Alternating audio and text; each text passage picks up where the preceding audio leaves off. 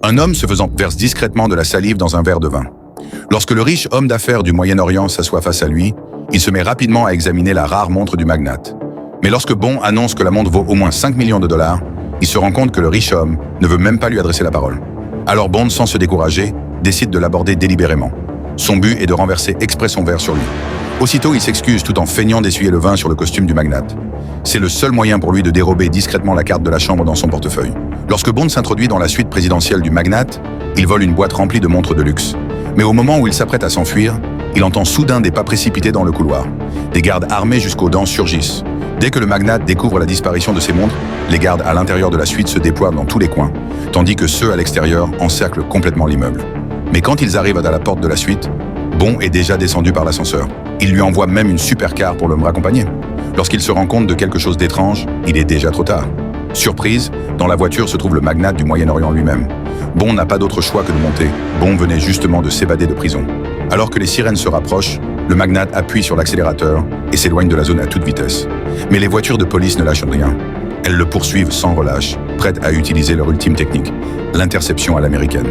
Après une course-poursuite digne de Fast and Furious, les deux hommes parviennent à atteindre l'aéroport. Mais face aux trois complices du magnate, Bond est obligé de monter dans l'avion privé du riche homme, seul moyen d'échapper à la police.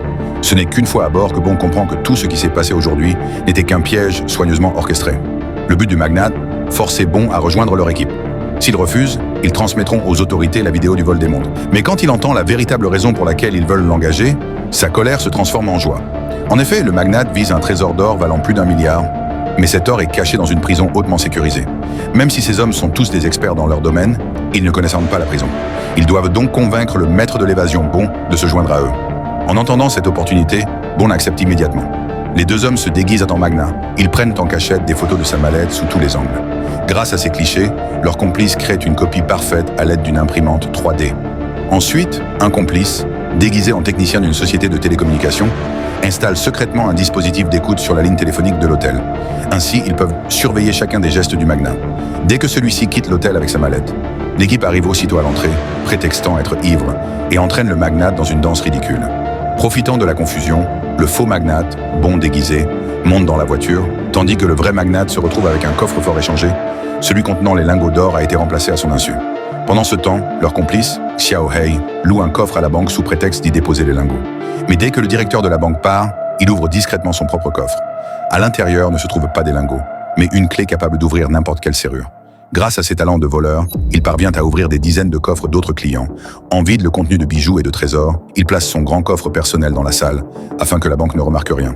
Quand les clients découvrent que leurs biens ont été volés, aucun n'ose porter plainte, car tout ce qu'ils avaient déposé provenait d'activités illégales. Le malheureux directeur de la banque, lui, se fait insulter de tous côtés. Enfin, Xiao Hei récupère son propre coffre. Le plan de vol parfait est un succès. Comme le coffre-fort géant qu'il visait cette fois était immense et regorgé de richesses, ils durent préparer un véhicule tout-terrain surpuissant, capable de traverser le désert sans encombre. Bond, fort de ses nombreuses expériences d'évasion, détermina que le coffre principal se trouvait sous la blanchisserie de la prison. Il avait remarqué que, bien qu'il y ait une blanchisserie, les vêtements étaient envoyés à l'extérieur pour être lavés. Un détail suspect. Pour exploiter cette faille, Xiao Hei se fit passer pour un inspecteur de sécurité et entra dans la prison pour examiner les installations de la cuisine. Le responsable, ne voulant pas prendre de risques, d'autant plus que ce n'était pas lui qui payait, commanda aussitôt 2 nouveaux fours.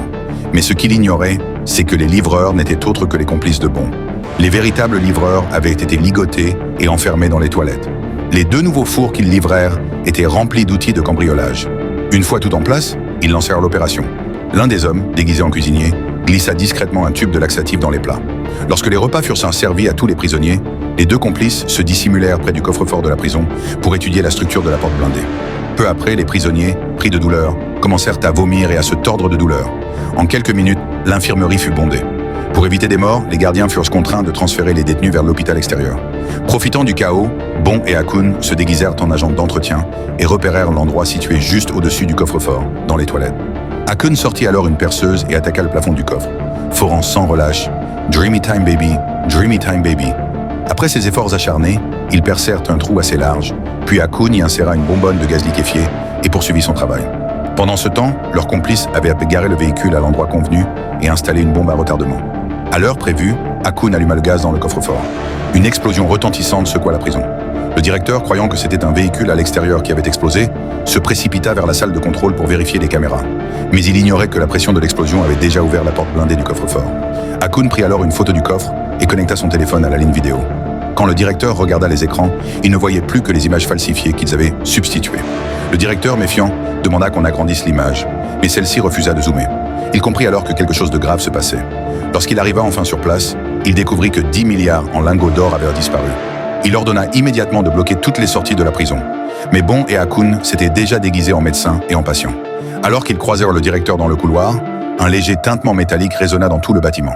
Le directeur, alerté, fit fouiller toutes les ambulances. Sans succès, aucune ne contenait le moindre lingot. Mais soudain, il aperçut un véhicule qui ne faisait pas partie du parc de la prison. Furieux, il se lança à sa poursuite, ignorant qu'il tombait dans le piège de Bon. Tandis que ses complices l'attirèrent loin, jusque dans le désert, Bon transporta les lingots jusqu'à la cuisine. Là, ils moulèrent une gigantesque statue dorée en utilisant les lingots fondus, qu'ils coulèrent dans le moule du vieux monument de la cuisine. Après avoir peint la statue de la même couleur rouge qu'à l'origine, ils purent, sous prétexte de restaurer la sculpture endommagée, sortir l'or de la prison au grand jour. Quant au directeur, son destin était scellé. Lorsque Xiao Hei pressa le détonateur, les explosifs qu'ils avaient placés plus tôt se déclenchèrent, le tuant sur le coup.